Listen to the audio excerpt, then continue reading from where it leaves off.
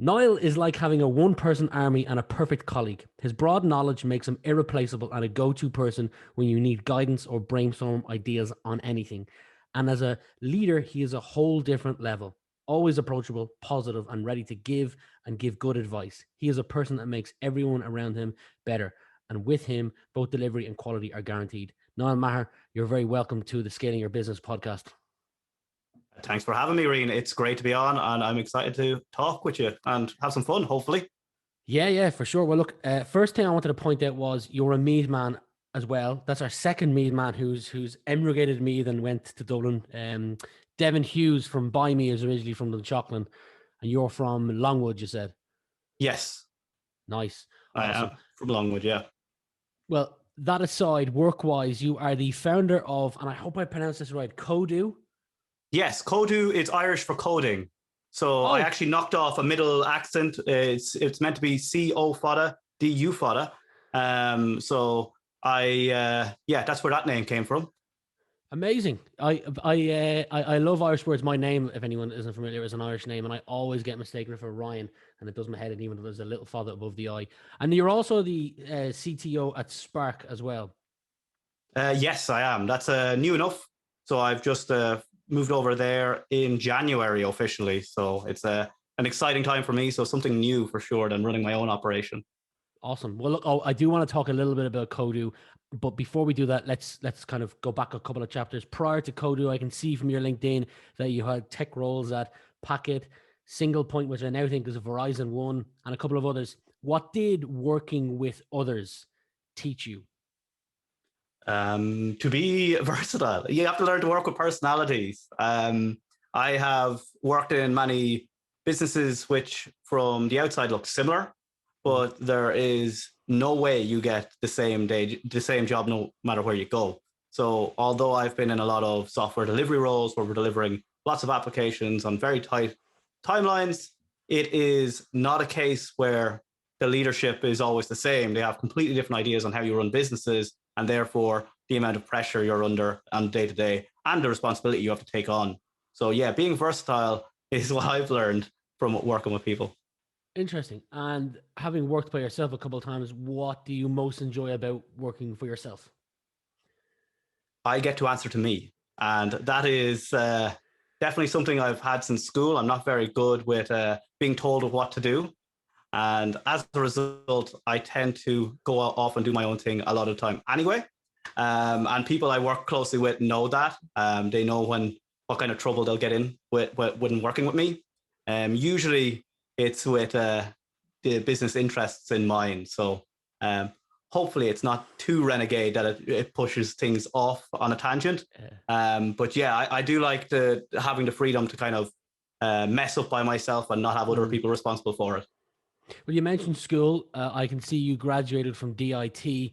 What did you like most about your time at DIT? And it's okay to say the pub because I went to DIT and I certainly liked the pub the most. That's interesting. So DIT, I never actually went to the college itself. I did that online. I got a qualification from DIT. I'm willing to say I lied to get into that course, and because I had no degree and I was afraid it would stop me from getting on in my career. So I taught myself web development during my last job, and I'll get into that in a minute. But I taught myself web development and I started applying for jobs, and a lot of HR people were saying I couldn't get it in through the door for an interview without a degree.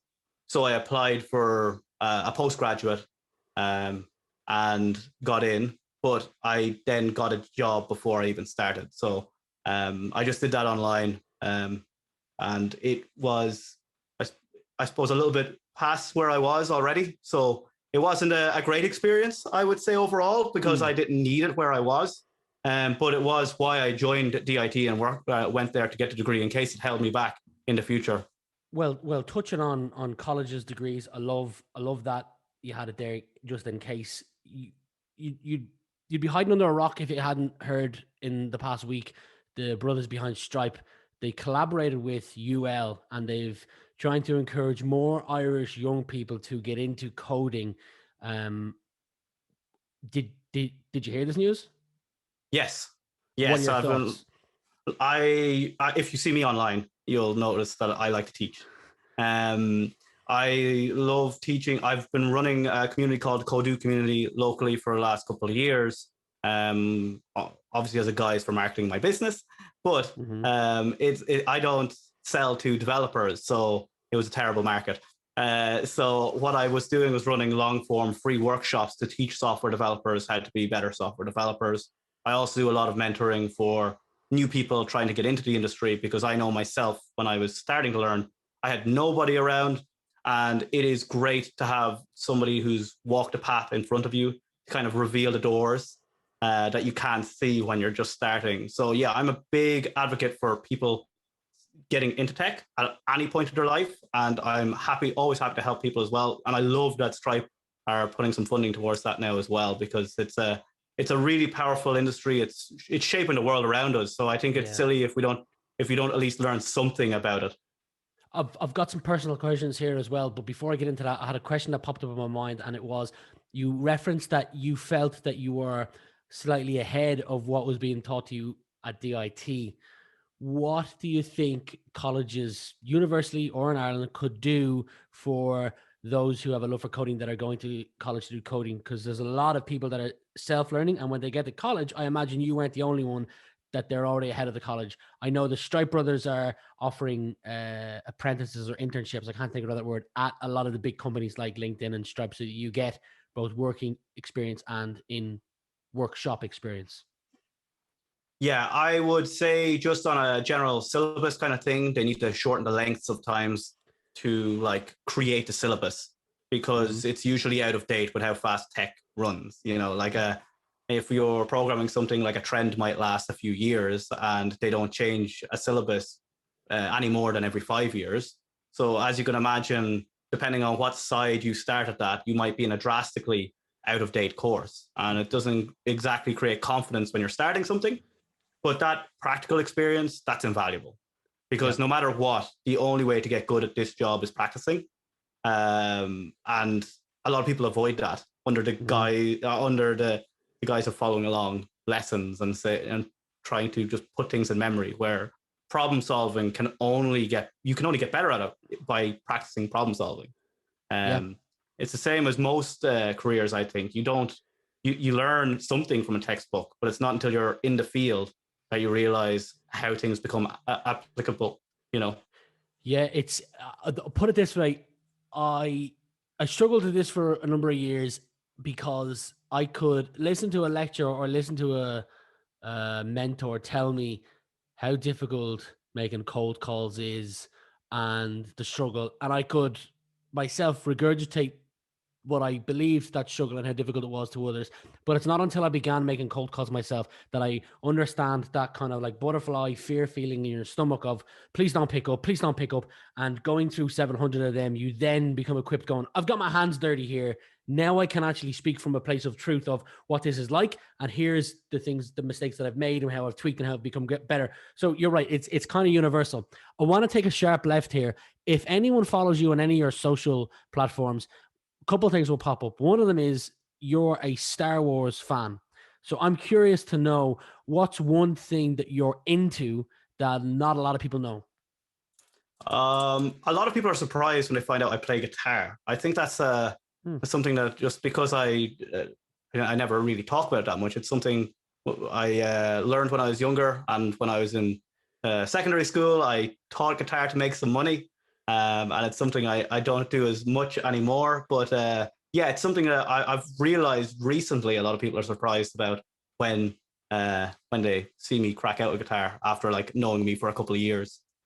If we could have one night and one night only of the ideal gig in the 3 Arena right now to go tonight to, what band would you want on stage?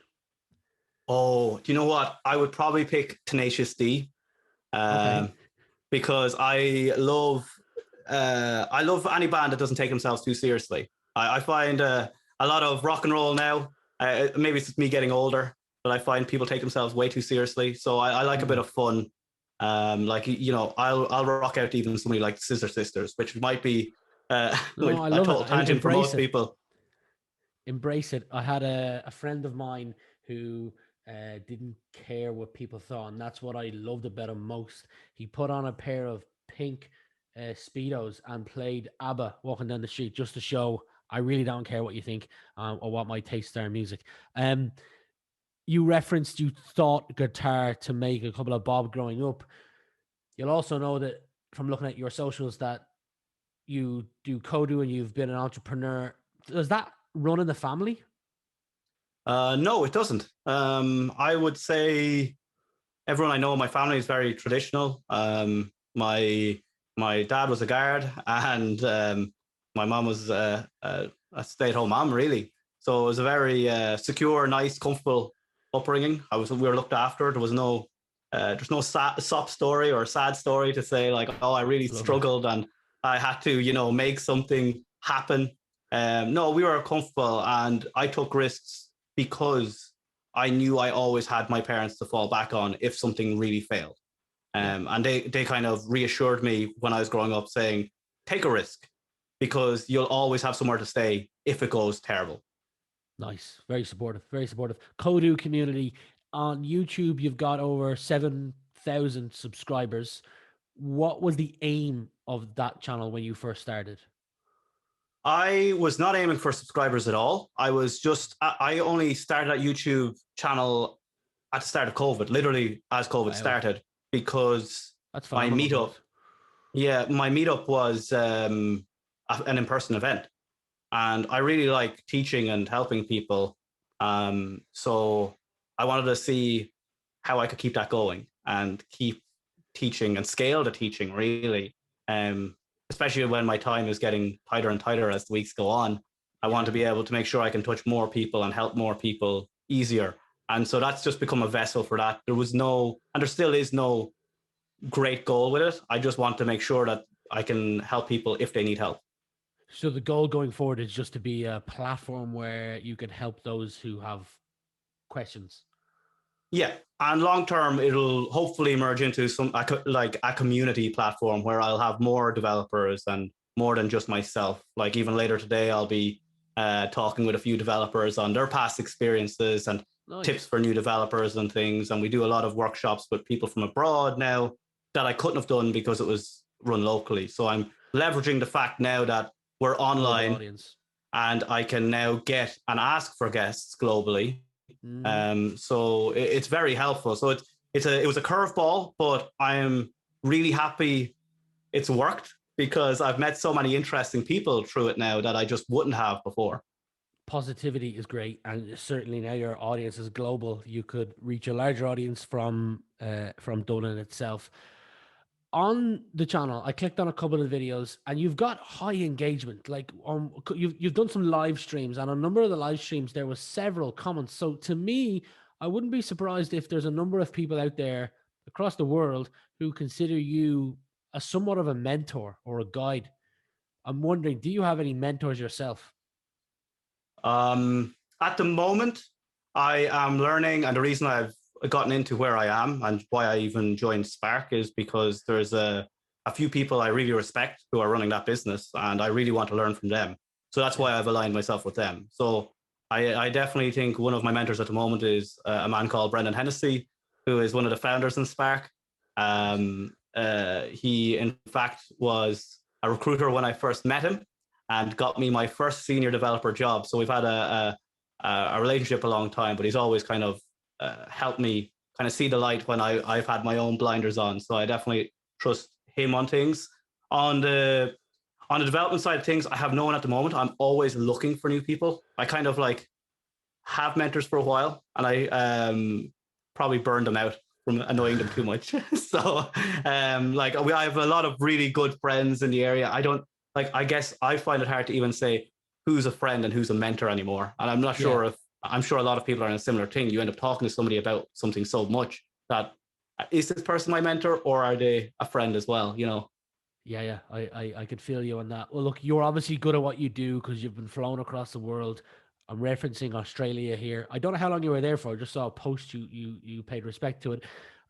So I'm sure that you've traveled other than just Australia. What's your favorite city in the world to visit? I am a terrible traveler, which is I have only left Ireland a handful of times through my own choice. I have That's only a cool really been, story itself. yeah, I went to Sydney for work, really nice, but there's nowhere I like more than Ireland that I've been. I am a little bit of a home bird, I would say. Um, Favorite so city in yeah, Ireland? at the moment it's Dublin. I love Dublin. I think I it's love it. great. I think there's awesome people, and people are usually very friendly. Look, there's a there's rough sides or downsides to any big city, Yeah. um, but the people around you meet, the normal, sane people you meet are awesome people. You just Yeah, can't yeah. beat it. No, I agree. I'm moving to Dublin myself in 350 something days. We have to give a year notice to the current household things, and we're getting documents signed. So, I'm a big fan of Dublin. On your Instagram, you like to occasionally drink Irish beer. What's your favorite Irish beer that you've drank in the last, let's say, 12 months throughout lockdown? So just because I'm first going to give you like a generic answer. I don't have a favorite, and Sure. there's a reason. Okay. Before I was in software, my expertise was beer and whiskey tastings. So I used to teach about beer and whiskey. Wow. I was the in-house expert for the Corkscrew, who are the biggest wine providers in Ireland. So they had like over 2,000 wines. Mm-hmm. So my specialty before software and where I learned software was between customers while selling fine wines and craft beers and top end whiskeys. So it's it's uh it's something that I enjoy talking about still, and hence why I like to push local beer as well, because there's so much good Irish beer at the moment, and it seems to be Yeah. just growing. And I know a lot of those brewers from working in the industry early on and running one of the first beer clubs in Dublin. Um, Wow. so yeah, I have a big passion for beer, and it's nearly like a bad stereotype at this stage when I'm on the global stage now, and people are like, "Wow, you know a lot about beer for an Irish person." So I do find it's a bad stereotype, but I really do enjoy it, and I think there's some phenomenal craft beers coming out of Ireland, and I just really like to support them. Agreed. One of our mutual connections is a guy called James Brown, who I believe had his own beer for a while, some chocolate orange beer or rhubarb, maybe even both. I can't remember, but I do know. I know his younger brother. That's why I reference his name. I was one of his first customers. Wow, that's pretty cool. That is. I know you had them in the Spar in Ratoath, which is the only reason why I knew they existed. Um. Okay. Okay. Curious to know, how do you continue to learn? You could replace the word with invest. How do you continue to learn slash invest in yourself? Um, Great question. I get up every single day at 6 o'clock, and between 6 and 9 is my time to learn. So Nice. I always have something to learn before I start working. So my attitude, and it's something I kind of feel really strongly about, is for people to do is to do their own thing before work, because that Yeah. way a bad day can't stop you. Um, Nice. so like I'm a huge advocate for like working on something for yourself. So if you're trying to start a side hustle, or you're trying to develop new skills, the only way to do that effectively is to do it before the chaos of a day has gotten in the way. Mhm. So yeah, that's my schedule. I always just have a couple hours at least every day where I'm learning something new. Okay. One thing that I had a giggle at, I felt the two of us were kind of aligned with this, was our money management skills. I know in my early days I was horrendous. I've gotten better at it, mainly because of my girlfriend consistently hounding me to become better at it, and some financial help as well. But in one of your videos, I think it was called, I'm reading the title that I wrote down, was "The Biggest Mistake When I Started Earning Six Figures." You purchased, I'm not going to say the name of the car, you can say it if you want to, you purchased a car when you were on a really good wage for your age, and then you got given notice a couple of hours or days after purchasing this car that the job was no longer there. You want to share the story? Yeah, absolutely. Funny enough, I actually just sold that car Huh, last weekend. amazing. So so for the first time ever, I don't have a car. So well, I kind of do. One that I don't drive. I have a classic car that I've kept, but I don't drive it. Nice. But yeah, the the story behind that, actually, funny enough, Brennan, who I mentioned earlier on, was the person who got me into this business and was the one that had to give me the bad news about this. So if he's listening to this, he'll get a giggle out of this and cringe, as he always does, because he had to break me the bad news afterwards as well. But yeah, I was working in Bank of America at the time. It was my first senior developer job. And I was earning more money than I should have been for my age, for sure. And I was excited. I had gone, like, to put it into context to people, I went from earning about a tenner an hour, which I was making, you know, while I was working with alcohol, to now suddenly over 100K a year in less than a year, in less than 12 months. So like I went from there, got a job, and 9 months in my first job, I actually ended up in a senior job. So it was a whirlwind that I was not ready for. And when you're not used to having money, you don't respect it. So, it was just a case of, I have it now and this is great. So I wasn't saving or anything. I was spending it, enjoying it. But then after the first 6-month contract in there, I got a call to say, hey, we really like you. We're going to extend your contract by 12 months. I was told that they never do this. I was assigned that they really liked me and it would never stop. And I was super excited. And as you said earlier, it wasn't as it seemed. But before I even got the bad news, the weekend before I got the bad news, I went out and bought a brand new Mazda MX-5, which was like a dream car that I had in my own head. Blew the money on it. Well, actually, I didn't even blow the money on it. I took financing on it because I was like, I have this money coming in. So I was spending money I didn't even have yet. And blew up my face within the week. Because I remember driving home in my car going, well, at least I'm sad in my nice car for the moment. So yeah, it was a shock to the system for sure. I went from like feeling invincible to really, really vulnerable in the matter of like a phone call. I can imagine. Ouch! But as you mentioned, you've successfully sold that car, and has your money management skills improved slightly as a result of that lesson? Slightly. I tend to not care as much. I don't even collect as many Star Wars things anymore. I tend to just buy less. I think early on in my career, I had something to prove and I wanted to show off a little. And I think that's natural. I see it with a lot of people, especially in this industry, when they're not used to having money and they get the money, they buy a lot of shiny things and show off. And it's kind of like, look at me, I'm successful. Like I used to wear shirts and suits and things to feel fancy. But that's not me. And I'm kind of going back maybe and just thinking, I don't really need all these nice things anymore. I just like being comfortable. Comfortable with your authentic self. Yeah. For sure. Yeah. I was the exact same as you. I was on jobs from 16 to 23, 9.50, €10 an hour. Living mostly in my overdraft, which was about €200 because LB probably didn't trust me anything more. And then I landed it big and was earning 6 figures as well. And I was purchasing things to please people I didn't necessarily like. I bought a barrel of Dingle whiskey for 10 grand.